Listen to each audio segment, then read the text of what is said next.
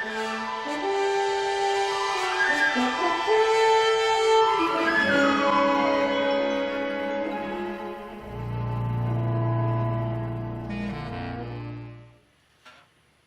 StarLog, April 28th, 2017. Welcome back, guys, and it is a relaxed atmosphere tonight.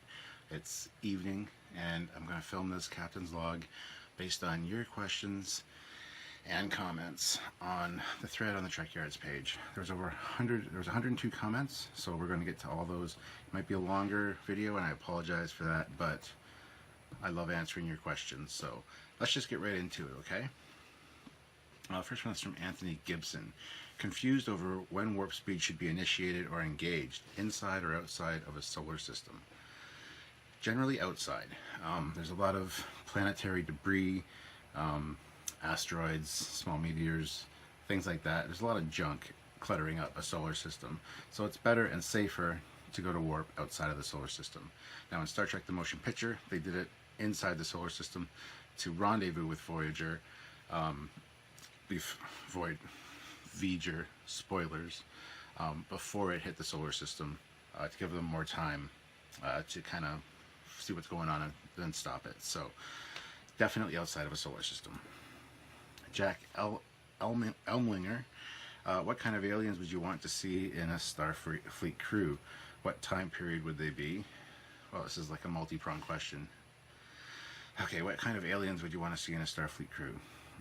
For a TV show, I'd like to see Andorian, a cetacean, like Emrys from the animated series, a cat creature. I wouldn't mind seeing a Tellarite crew member. That'd be kind of neat. Kind of get those characters and that race fleshed out a little bit would be nice. What time period would they be in? I've said this before. I'd really like to see the Lost era, kind of between after Star Trek 6, but before TNG. That'd be a great time period, or anything post Voyager. I do love TOS. When I heard that when I heard that Discovery was going to be 10 years prior to TOS, I was a little bit excited for a little bit, and then I thought, oh, but they already did pre-TOS with Enterprise, and all the fan films are TOS. It's like beating a dead horse. Like, we get it. People like TOS. A lot of people don't have a choice but to make TOS because those are the sets that are built and things like that. So I'd like to see something new. Definitely the whole Lost era would be amazing. I love the Ambassador class ship. I love that stylish ship design and the evolution towards TNG. And also the fact that there would still be movie era ships, which are fantastic, flying around. So that would be great. What kind of ship would they serve aboard? Like I said, probably an Ambassador class would be really sick. I'd really like to see that. What's the ship's name? And are you the ship's artificial intelligence system? Sure, why not? That'd be kind of cool. Although it'd be a very dumb ship, I think, if that was the case. As for the ship's name, I don't know. It could be anything. Let's call it the Elmlinger, the USS Elmlinger. There you go, Jack. Jordan Harvey Reed says, what era does this Starfleet vessel belong to? Going from this angle alone, it's from Star Trek Legacy. And it is the Stridler class, which is a scout. You guys. Right there. Based on the picture, I would have to say that would be movie era. Looks very FASA-like, so that would definitely be movie era, would be my guess. Cameron Bishop says, do any of the events that happen now have a big impact on the events in Star Trek, both meta and story? Not quite sure what you mean, whether you're talking about like today's advancements in the field of space flight, like Elon Musk kind of stuff. Yes. Everything would lead to the Star Trek future, I would think. I'm not sure quite what you mean by the question, so I apologize, Cameron. Reno Tomalik, would you consider making interview with Professor David Perez, who is working on Space Warp Dynamics project? Yeah, absolutely. There's actually I believe she was an astrophysicist that came to our booth in Denver when we were at the Denver Comic Con, and we got her business card and stuff. And she works with NASA, and we considered getting her on the show. We still have her business card and stuff. We haven't contacted her, but yeah, would love to have real world science people come on. Neil deGrasse Tyson would be awesome. Just saying. So yeah, I think that'd be cool to kind of learn about real space tech. Heath Lawson. There been an official premiere date for Star Trek Discovery? No, not yet. Hoping the fall, but we're not quite sure. John Collins, would you look at doing reviews of episodes and films? Absolutely, I would. Or take suggestions for you or Samuel to watch a classic film that you haven't seen yet and then give your impressions overall. And especially on the tech.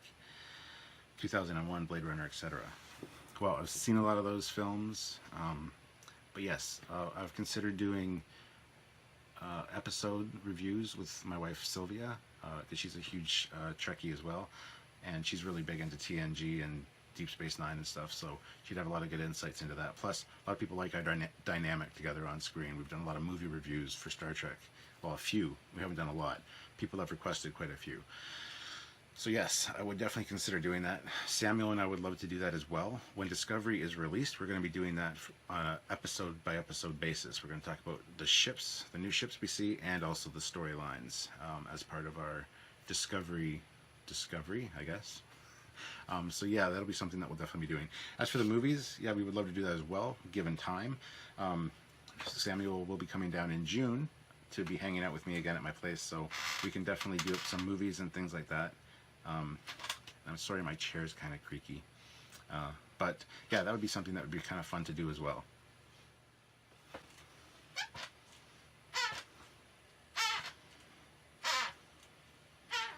Sounds like I'm killing little creatures. I miss my old chair.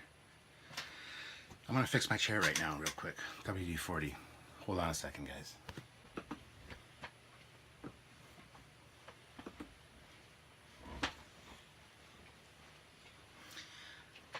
Fixed. I don't even need an engineer. I can fix my own captain's chair. That's how good a captain I am. No, I don't know. Anyway, let's continue. Aaron Harvey says, in-universe or Trekyards questions, or both? I said anything you think I'd have an opinion on, which is anything. I don't know if he asked another question. He didn't re-comment on that one, so. Damien Klopp. We spend too much time collecting, expanding, and displaying our Star Trek collections. What do you want to happen to yours when you die one day? Hopefully never. Well, thank you. I don't know. I'd like it to go to somebody that would really appreciate it. Star Trek fans love collecting. And I've got a huge collection, as you guys know. So I would hope that my kids, if they're not interested in it, would make sure it gets to the proper people that would really appreciate it and really cherish the Star Trek items for what they are. I know my kids aren't really going to be into it. The youngest one might want a few things. I think they'll all want a little piece of the collection, but overall I think the majority of it will probably, well, Sylvia, my wife, will hold on to it because she's a huge Trekkie herself. But after that, I don't know, to be honest. And really, it's not my problem at that point, right? So, James McGlue.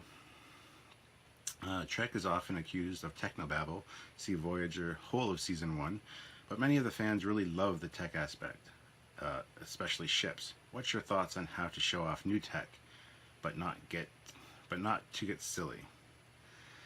I don't really have a problem with the technobabble. A lot of the times when Samuel and myself record a video, today we did actually 2 Saturday videos, 2 mission briefings, and did some house cleaning and stuff as far as, Trekyards goes. So we did a lot of recording today, and both of those scripts that we did for the Saturdays had a lot of technobabble. It's really hard to read and get through, so I really feel for the actors that have to do it.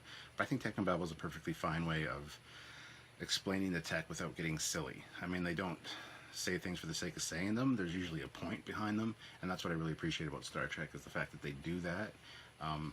And it does kind of have it feels like it's real world. Hopefully that answered your question. James McGlue again says, second, if that's okay. While I love the Department of Temporal Investigations, should there be a ban on time travel for the first season at least? Of Discovery, I would assume, or just any series. Yeah, I do love the time travel aspects of Star Trek, but I do think it's overused quite a bit, especially in Star Trek. But it does work so beautifully, and to see tie-ins with your other favorite series or eras is really nice. I think Discovery, from everything we've seen and from the way that Samuel and myself are speculating on it, I think that it's going to be very much a time travel rich story, hopefully. That should explain a lot of things and keep things interesting. We've also speculated that it could be an anthology, so every season will be a new era, hopefully.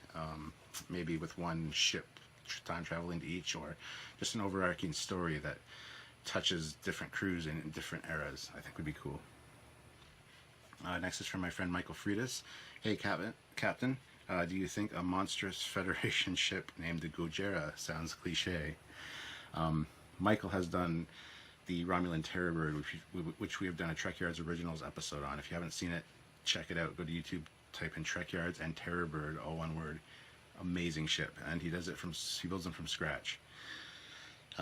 He's currently working on a ship called the Gojira, which is based on Godzilla, and it's a huge TNG era, well, I think it's probably post-Voyager era, battleship carrier kind of thing. It's pretty massive. It's going to be going to Wonderfest this year with us, whether it's completed or not, hopefully. So maybe you guys can get a look at it if you're going to go to Wonderfest. We will do an episode on it at some point. I've been following the build process all along. From the beginning, I got tons of photos on my phone with his progress. And I gotta say, he's brilliant. He does some amazing sculptural work, and the shapes and the lines he comes up with and the things he uses for kit building are amazing. Just everyday items, like lids off of things, and it's amazing. But he's getting it cast all in resin by our good friend Blappy, and so it'll be an amazing ship when it's done. I think it's 1/1400 scale that he's going for, and it's huge. Alex Lowe says, I just saw that log today about y'all being on TV. I'm glad you're excited about that. You also brought up how you might be expanding on Fleet Yards, something I think would be neat. However, I was wondering what your thoughts would be on a Winnebago from Spaceballs the movie.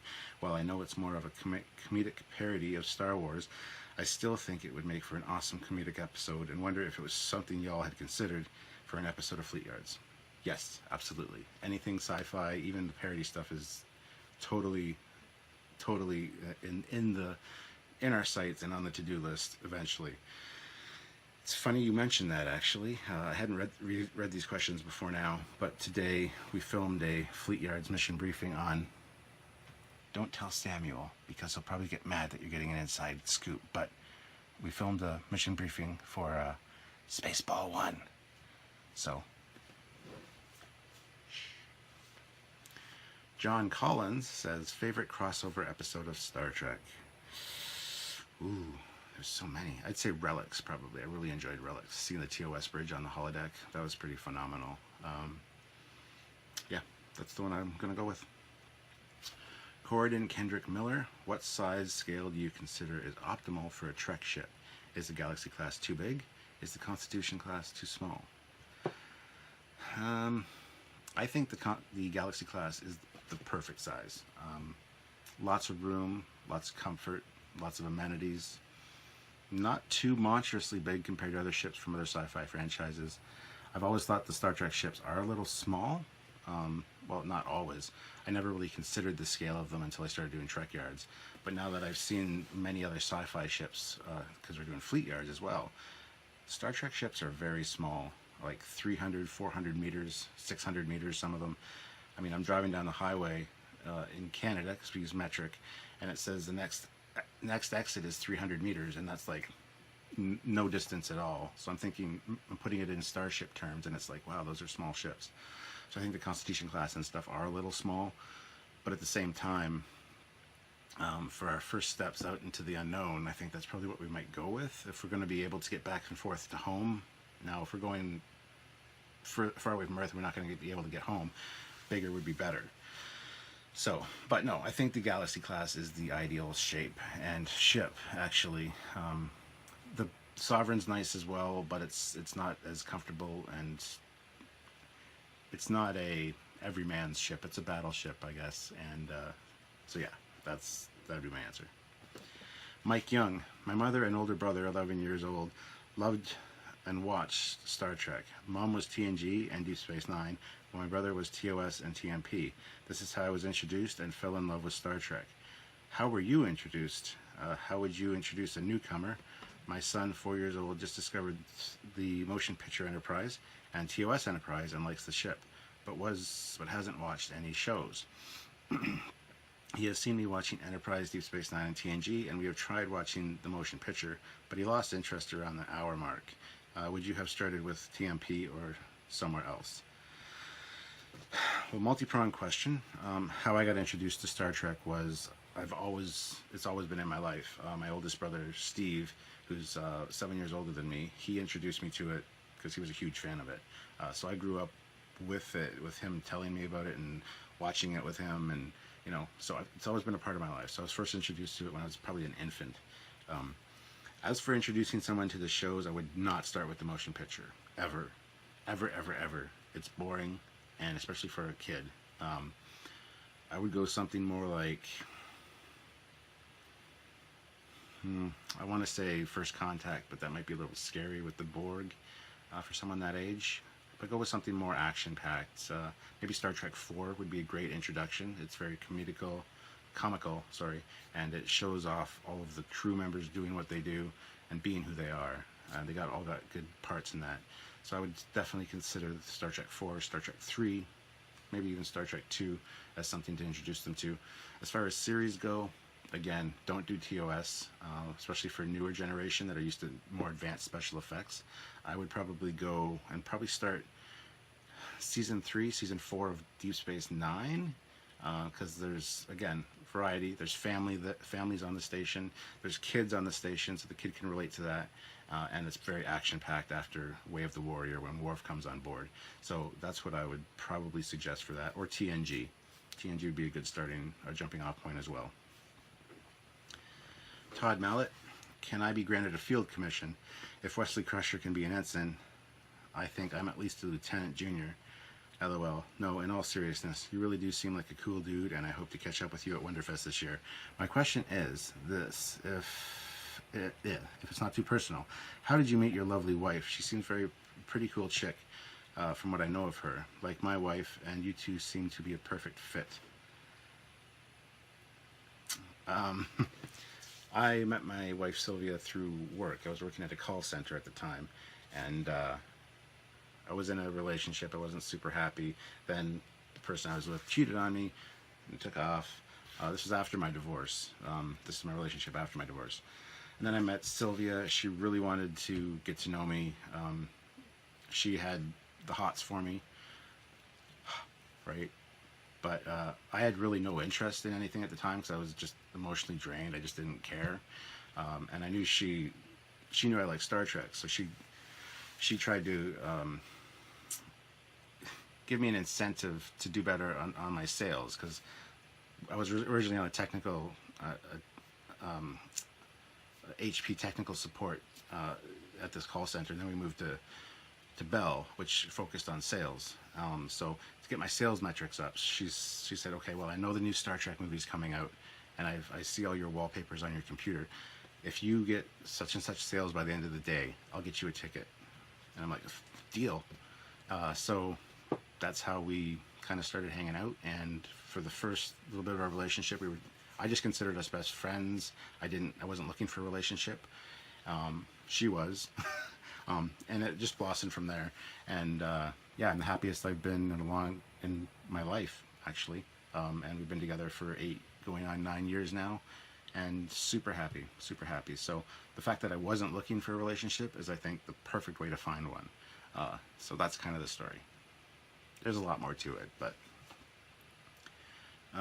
Jesse V. Hess, or Jesse F. Hess, sorry, is Discovery going to be a hit? possibly. It could be very, very phenomenally awesome and good. It could also suck balls from what we've heard. It could go either way. I think it'll be the same as every other Trek series. Eventually people might hate it at first, but eventually they'll grow to like it. Like Enterprise, it's kind of an acquired taste. But I hope it's just a hit out of the park, home run right off the hop. I would really love that. Ronnie James Panko, a question for each of you. If you could alter one thing aesthetically about the canon class of ship that they had, a canon class of ship that had an Enterprise, that would be hypothetically changing the shape of the pylons on the Ambassador class engineering hull of the Excelsior, etc. If you could alter one thing aesthetically about a canon class of ship that had the Enterprise. Ooh. Well, Sammy won't be answering this, I don't think.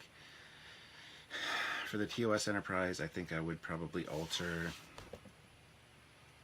nothing. I would probably light the inner nacelle grills like they were originally intended to be, and I have done that on my 350 model. They glow blue.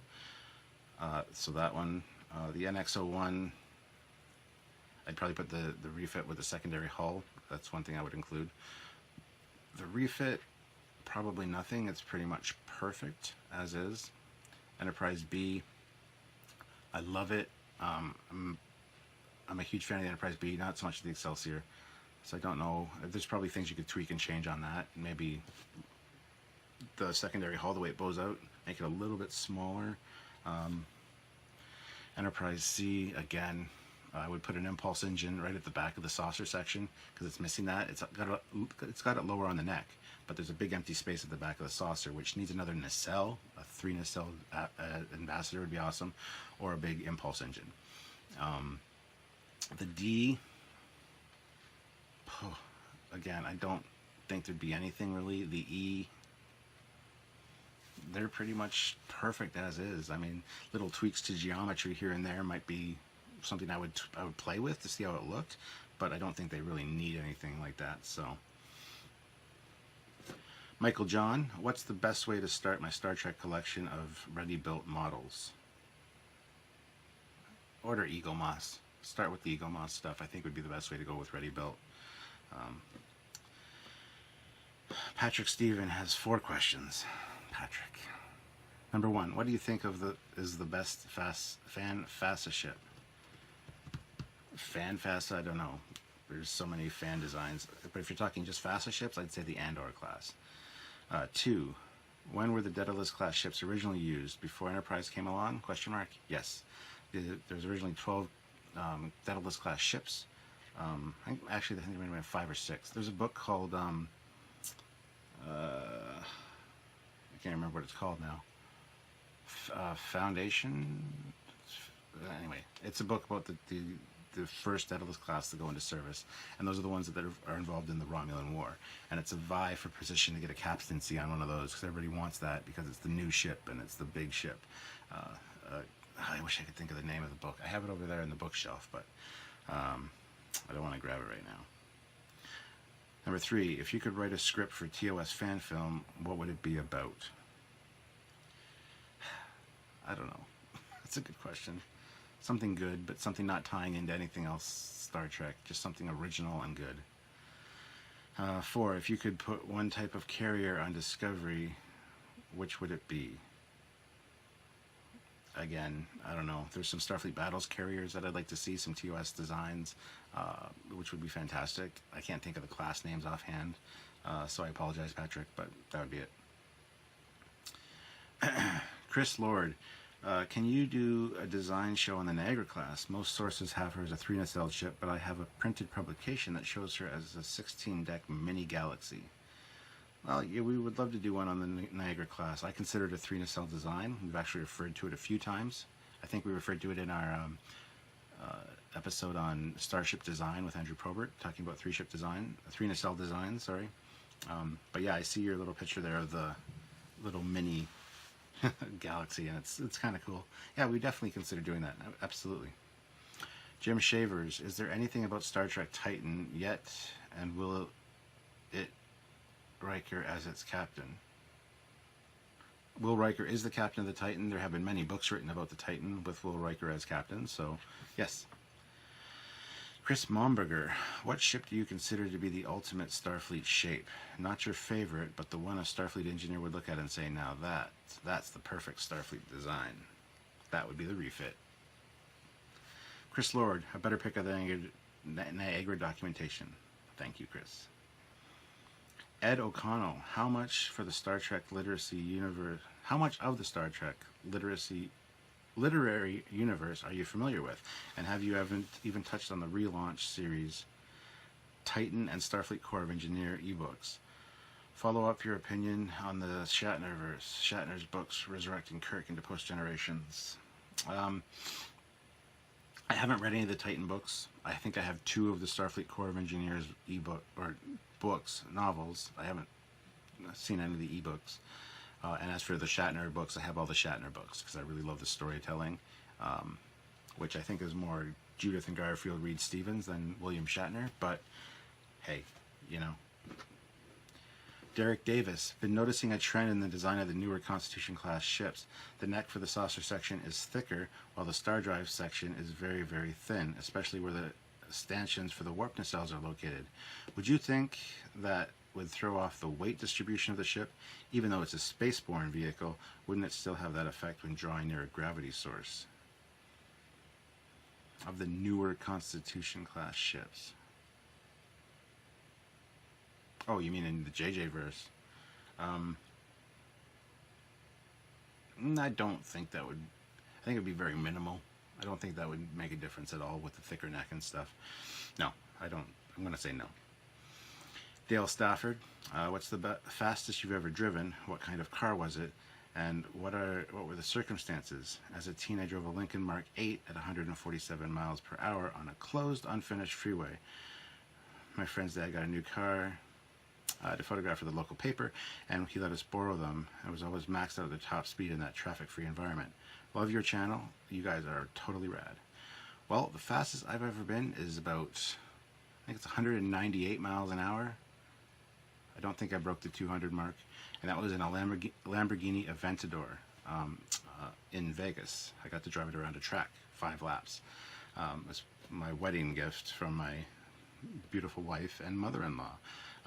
So I love Lamborghinis, always have, always will, and the Aventador is the cream of the crop right now, and I simply love it. And so there's actually a video of it on the YouTube channel, on Trekyards. If you type in Trekyards and Lamborghini, you'll see them. There's shots from my wife's point of view where I'm driving around in the green Aventador, and there's also the in-car camera, which shows the track and the speedometer and everything, so you can actually see how fast I go. I do believe it's 198, but it could be a little bit more. I haven't really watched the video in a while, so I apologize. But check it out, Trekyards, Lamborghini. You'll find the videos. Watch them. You'll see me driving an Aventador. I also drove an Aston Martin Vantage that day, which is phenomenal as well. So there you have it. Jeff Sichta, why are there braille dots on the drive-through ATM? It's a very good question. I don't know. In case the cab driver that's driving the blind person pulls through the drive-through and drives up so that the back window is, you know, by the ATM, so the blind guy can reach out and punch in his information and get his money. That's why. Jeff Sitchka again. In yesterday's Enterprise, why did the Klingons declare war against the Federation in the alternate timeline instead of against the Romulans, who were the ones who attacked the Klingon outpost on Narada 3? I can understand being aggravated with the Federation if they had a starship nearby that might have helped defend the outpost, but it's the Romulans that they should have had the ass at, not the Federation.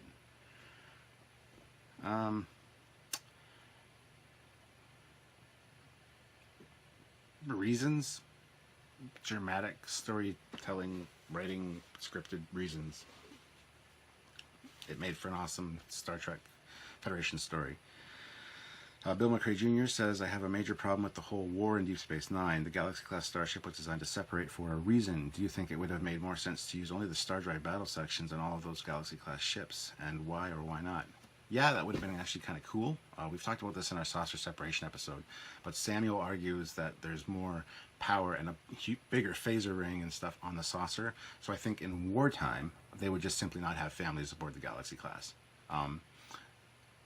So, I mean, I would like to see star drive sections going in without saucers. That would have been very cool. Or even to see one split. You know, the saucer gets damaged or something, let's see it split, and the saucer kind of fall off while the star drive section takes off and starts attacking the squadron of, you know, Cardassians, and the saucer section just kind of fires burning and then just explodes or something. It would have been awesome. Yeah. Gary Kellogg, what about doing fan ships? You have done some TAS and even your own Dreadnought, even those Axanar. Why not fan-created ships as long as they can develop the history and specs and can be shared? We've done many fan ships. We do fan ships for mission briefings occasionally. We do Trekyards originals, which are all fan ships. We even have the designer himself join us for the show.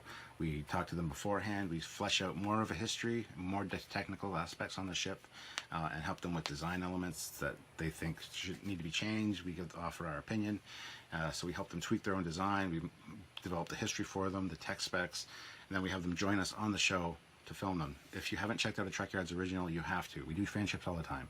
And anybody can come to us for a commission to do a fan ship, because we love sharing that kind of stuff, but it does take a lot of time and effort on our part. And usually if they have a 3D model is better, so that Samuel can render some animations. So yes, that is something that is done. Check out Trekyards originals. Pablo Cash, mine is a tech question. What is the difference between a Klingon and Romulan cloaking device, if there is any? Which one is better? Romulans are better. The Klingon cloaking devices were originally Romulan cloaking devices that they got during the technology exchange, and then the Klingons started developing their own based on that technology. We actually just filmed today, ironically enough, a Saturday episode talking all about the treaty exchange with the Romulans and the Klingons, and it talks all about the cloaking device and things like that. So it's an upcoming episode. There's an upcoming episode on the actual cloaking devices, how they work, and that kind of thing. And then there's also one on the Romulan Klingon trade and technology exchange and alliance of 2267, where the Klingons get cloaking devices and the Romulans get Klingon ship designs and a few other things. It's a good question. Gene Haben, what computer system and program did they use to do the CGI in The Wrath of Khan? I'm sure we all know that there was an error in the program that caused the camera shot to go through the mountain range. So if they manually edited the scene, I have no idea. I'm just not even going to read that. It's a long question, Gene. I have no idea is the answer. Also, this is Gene again. Also, for both the captain and commander, what are your favorite breakfast cereals? I really like Honey Bunches of Oats, but my favorite would have to be Fruit Loops. Totally unhealthy, I know, but it's the way it is. Vincent S. Cambria, what alien animal would you like to have seen on Star Trek that was mentioned in the show but never shown? A Danubian slime devil. Aaron Kroller, when are you going to start doing mission briefings on ships again? Like this month, it seems you only have one done ship. When are you going to do full mission briefings or full episodes on the Excalibur class? We have full mission briefings every Wednesday. Every Tuesday, every Tuesday is Fleet Yards mission briefings. So I don't know what you're talking about exactly. We've only done one ship. No, we haven't done one ship at all. And Excalibur class, we've already done. I think so. No, we haven't. We've mentioned the Excalibur class a few times. We haven't actually. That's a good question. I think we've actually done a mission briefing on the Excalibur class. Just again, go into YouTube if you don't know if you've done a ship. Just type in Trekyards and then the ship name, and it should pop up.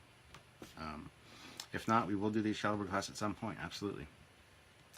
Vincent S. Cambria, would you ever interview Neil deGrasse Tyson? I actually mentioned that earlier in this video. Yes, we would love to. We're one person away from Neil deGrasse Tyson, so we might be able to get him. Then my friend Dave, who I also talked about earlier, he's the resin model maker. His name's Blappy. That's his nickname. He asked a question here: if a millipede, a pint, and a centipede, if a millipede is a pint and a centipede is a quart, how much would precipice be? And I just gave him the finger. Todd Mallet, you're at Quark's having a few drinks when some thugs from the Gamma Quadrant start a fight with you. Who's got your back, Spock or Worf? Spock and Worf or Tuvok and Data? I would want Tuvok and Data. Absolutely. Daniel Rodriguez, hola, Captain. And then it's all in another language. So I'll translate, hold on. Okay, hey, Captain. When you change the warp scale, when they change the warp scale in episodes of Koff had higher values at warp 10. Agree with I'm going to the warp these simultaneously in the entire universe. Thanks and greetings from Uruguay. I don't understand the question. I just know that the TOS scale did go above warp 10, went up to warp like 14, 15, maybe even higher. But now with the new warp scale, they can't go above warp 10. They can go in increments, 9.9999987, and so on and so forth, but they can never get to warp 10. So, Dean Lewis, Captain, do you know anything about the Hopper from Deep Space Nine? It was some kind of ground assault ship and maybe a troop transport, but I don't think we ever saw one. I don't think so. Jeremy R. Geerdes, was the destruction of the Kelvin really the point of departure in the Kelvin timeline, or did it veer off at some point during the temporal Cold War of Enterprise? Yeah, it definitely was not the Narada coming through. That was not, the Kelvin incident was not what changed that universe. It was changed before that, because the Kelvin is way big, way too big for, we've talked about this many times before. I think it happened prior to that. Probably, there's even speculation that in First Contact, when they go back to stop the Borg, and then they destroy the Borg sphere and the parts that landed on the planet, that altered the timeline somewhat, and that's why Enterprise and then the JJ verse and stuff kind of deviate from there, and it's not prime timeline. So yeah, it was definitely not the Kelvin incident. Chris Rask, how does Star Trek get sound in space? Inquiring minds want to know.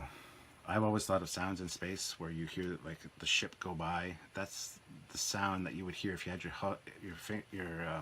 ear pressed against the hull. It's the sound of the engines reverberating through the hull. Same with the Millennium Falcon and things from Star Wars. When you hear the TIE Fighter, when you hear the that scream, that's just the sound that the ion engines make. And if you're in the proper place, you can hear that. Maybe if you're in the ship, you can hear that. It doesn't mean it's traveling through space. It's traveling through the hull and reverberating and creating shock waves of air inside the ship.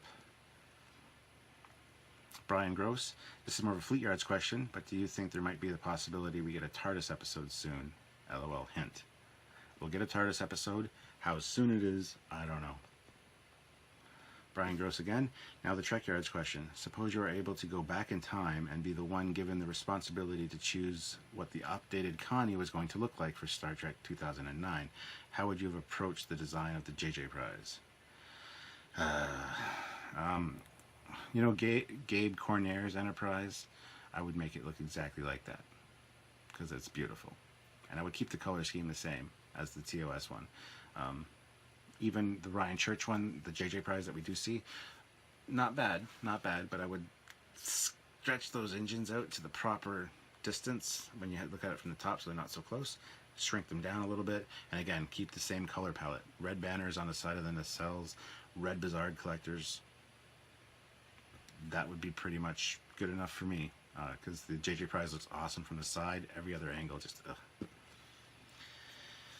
Peter Quinn asks, what is the airspeed velocity of an unladen swallow? I don't have my slide rule and calculator, so I can't tell you. I'm sorry. Jeff O'Byrne, after TOS came the motion picture. When was the old girl laid up to cause the refit, and for how long? Well, Kirk was head of Starfleet operations for 2.5 years, I believe, and the Enterprise was in dry dock, completely getting rebuilt for 18 months, if that answers your question. So they got back, Kirk got promoted, and then a couple months later the Enterprise went in for its refit, and 18 months later, Star Trek the Motion Picture. Daryl Cruz, I like being on the bridge of a starship, as we all do. Julian Brosseau, Why don't we see more creative use of transporter replicator technology? Example, need a blade of armor? Replicate it right on the hull. Need extra phaser beam emitters? There you go. Do you think that is possible in universe, and what do you think would be needed to do so? My idea would be to run transporter replicators through the warp drive like the phasers. Also, what do you think about all the pipes in the JJ Enterprise and Bazaar and the Bazaars collect hydrogen and convert it to water for safe storage because the explosive properties of compressed hydrogen? Interesting. Yeah, I think the replicators could have been used more. I know that Voyager really used them because every time you saw the ship, it looked brand new, which was not going to be their intention. They wanted the ship to be damaged, more damaged, more damaged as the series went on. But they filmed all the beauty passes, and they had all the stock shots of the ship, CGI ones, and they didn't want to have to make new ones for every episode. So unfortunately, the ship looked brand new. So Voyager did do that. They created new components and created new systems and things like that. I do like your thought, though, of putting a blade of armor on the hull.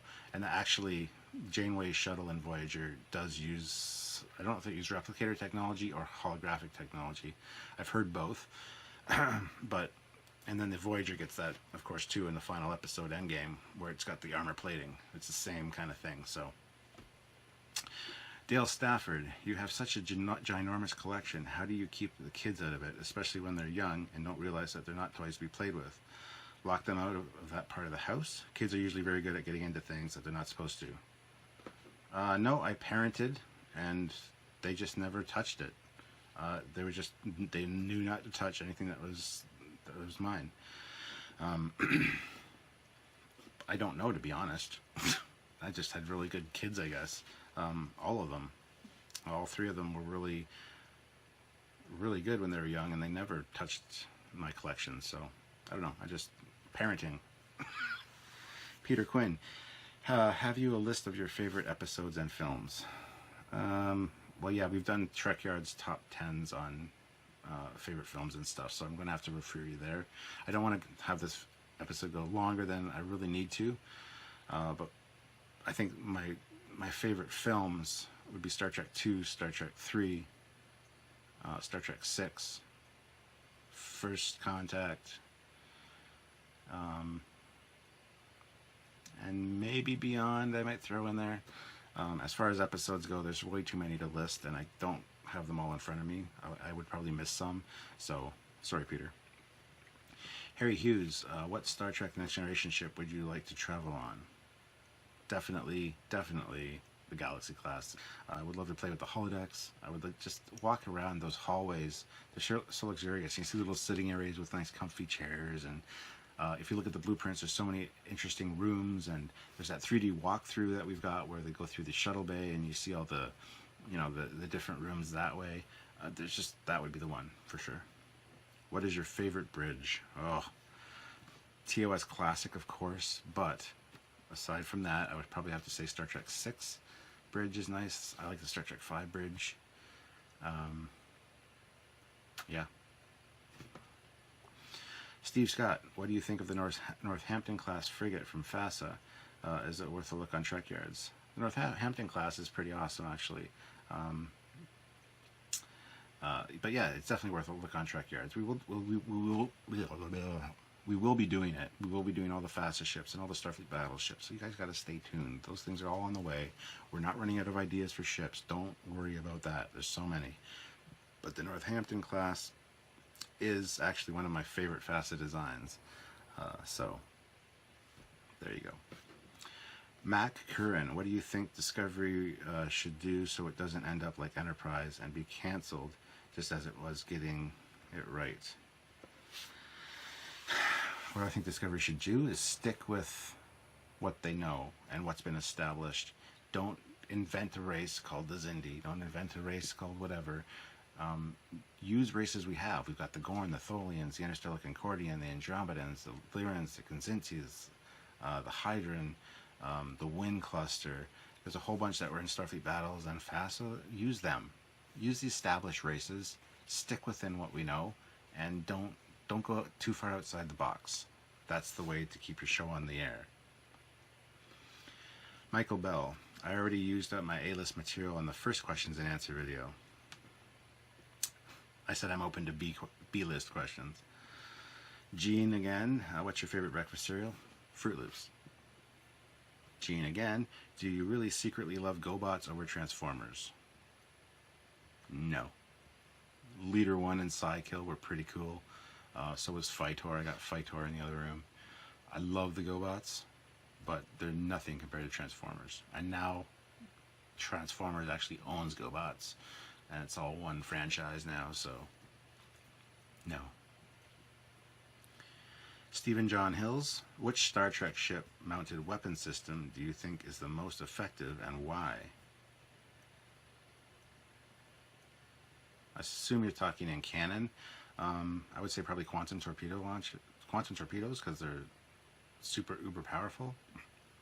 I don't know what you mean by that. Yeah, I would say quantum torpedoes if I had to guess. There are others from Starfleet battles and stuff, like tractor repulsor beams and plasmatic pulsar devices and a whole bunch of really funky stuff that is really powerful and really cool the way it's used. And again, those will all be talked about on Trekyards at some point. But I don't think that's what you mean as far as canon goes. There's a lot of cool stuff out there in the Star Trek universe. So, Martin Shepard, if you could do a crossover episode with another sci-fi series, what would it be and why? Are you talking about a Star Trek episode? I think Doctor Who would be nice. Kind of neat. We've already got the Doctor Who crossover comic. They've crossed over with X-Men. They've crossed over with Green Lantern. They've crossed over with a whole bunch of other things. Star Trek and Firefly would be cool. Star Trek and Stargate would be awesome. Todd Mallet, I've seen some theories around what maybe the look and feel of Enterprise might be different because of events that took place during First Contact, as I talked about earlier. Some changes could have occurred that would really impact changes in the normal timeline. And then he goes on to talk about the Vulcans would have not only detected the Phoenix warp field, but they would have detected the Enterprise as well, all this stuff. And would that and it sums it up by saying, would that explanation be acceptable to you? Yes, I've thought about this for years. I agree.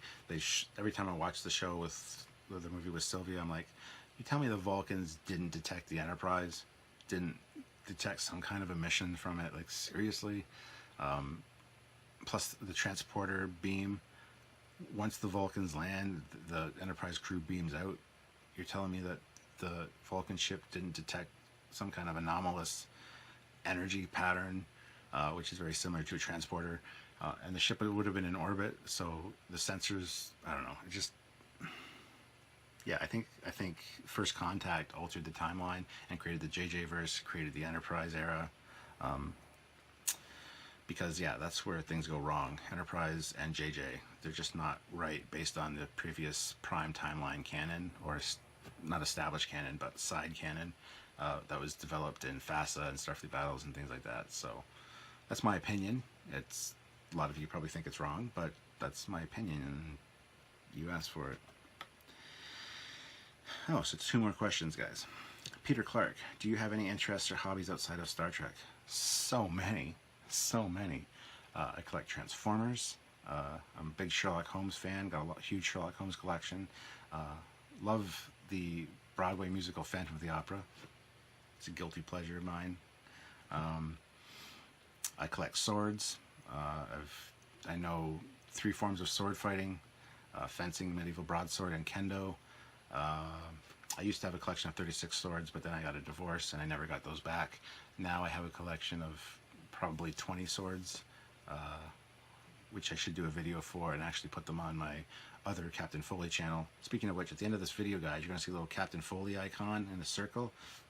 Picture of me with my phaser. Click that, because that'll subscribe you to my other YouTube channel where I can show you my other collections and not bog down the Trekyards site with non-Star Trek stuff. So do that for sure. But yes, I have so many more interests. It's not even funny. I spend a lot of money on collectibles and things, and yeah. And then this last comment is from some guy named Stuart Foley. Okay, guys, I think I'll shut down the comments here, as they seem to be plenty. I should be filming this one tomorrow sometime. Look for it on Friday. Well, that was me. And that was yesterday I did it. And I'm filming it today. And I gotta edit it now. and then you'll see it on Friday. Awesome, eh? So that is it, guys. That is my Q&A for this round, I guess. We will be doing this every once in a while. I love getting your input and hearing your questions and answering them. So that was my captain's log for today. This is my iPad. Gotta love the art. The Enterprise on there, you know what I'm saying?